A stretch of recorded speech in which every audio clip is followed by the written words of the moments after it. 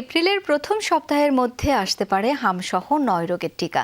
স্বাস্থ্যমন্ত্রী জানিয়েছে, ইউনিসেফের মাধ্যমে এই টিকা আনা হচ্ছে। এরই মধ্যে বরাদ্দকৃত 604 কোটি টাকা তাদের পাঠানো হয়েছে বলে জানিয়েছেন স্বাস্থ্য সচিব। অন্যদিকে টিকা বিষয়ক জাতীয় কমিটি জানিয়েছে, আগামী জুনে হামের বিশেষ টিকাদান কর্মসূচি শুরু হবে, যার আওতায় আসবে 2 কোটি শিশু। সিলন টি রপ্তানিতে শীর্ষে। ছড়িয়ে পড়ছে হাম। স্বাস্থ্য অধিদপ্তরের হিসেবে এখন পর্যন্ত আক্রান্ত 764। প্রতিদিনই এর সংখ্যা বাড়ছে। এ অবস্থায় সংকট হামের টিকার। মাঠ পর্যায়ে কিছুটা থাকলেও কেন্দ্রীয় টিকা সংরক্ষণাগারে এই টিকার মজুদ নেই।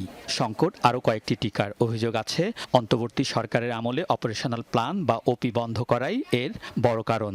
এ কারণে 2025 সালে টিকা দেওয়ার হার নেমে আসে 59.6%। যদিও স্বাস্থ্যমন্ত্রী বলছেন, হামের টিকা দেয়া হয়নি 2018 সাল থেকে, কিন্তু 2020 সালে এই টিকা দেওয়ার তথ্য থাকলেও তিনি এর বিরোধিতা করেন।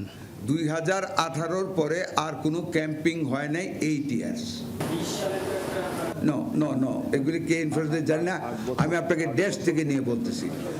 স্বাস্থ্যমন্ত্রী বলেন, দায়িত্ব নিয়ে বিএনপির প্রায় 1.5 মাসের সরকার টিকা সংকট মেটানোর উদ্যোগ নিয়েছে। বরাদ্দ করেছে 604 কোটি টাকা। এরই মধ্যে টিকা কেনার টাকা পাঠানো হয়েছে ইউনিসেফে। এপ্রিলের শুরুতেই আসতে শুরু করবে টিকা। We are facing the acute attack of measles.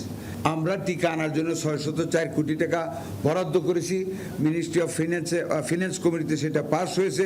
দ্রুত গতিতে ইনশাল্লাহ আমরা ভ্যাকসিন আনবো। টিকার যে পেমেন্টটা, এটা কিন্তু আমাদের অলরেডি আমরা ইউনিসেফকে পেমেন্ট করে ফেলেছি। আমার বিশ্বাস।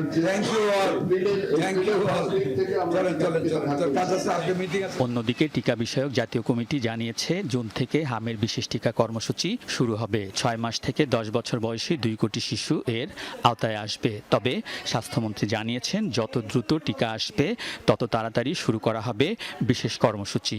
টিকা আসার সাথে সাথে যত তাড়াতাড়ি সম্ভব আমরা টিকা দেওয়ার ব্যবস্থা করব। আমাদের জনগণকে আমরা আশ্বস্ত করতে চাই। হাম সহ শিশুরোগ বৃদ্ধি পাওয়ায় সরকারিভাবে আরও 20টি ভেন্টিলেশন প্রস্তুত করা হয়েছে বলেও জানান মন্ত্রী।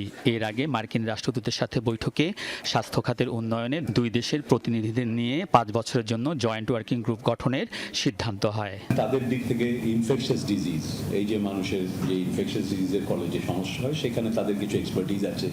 আমরা সেখান থেকে টেকনিক্যাল অ্যাসিস্ট্যান্স পেতে পারি। আমাদের দেশের জন্য যেগুলো দরকার সেগুলোতে জোর দিয়ে আমরা আমাদের এই কোলাবোরেশনটা 5 বছরের জন্য একটা স্ট্র্যাটেজিক প্ল্যান করব।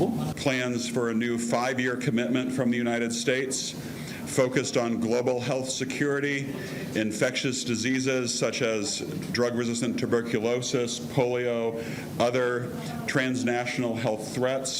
বাংলাদেশ যুক্তরাষ্ট্র জয়েন্ট ওয়ার্কিং গ্রুপ কিভাবে কাজ করবে এর রূপরেখা তৈরি হবে আগামী মের মধ্যে। আলমগীর স্বপন, যমুনা নিউজ, ঢাকা।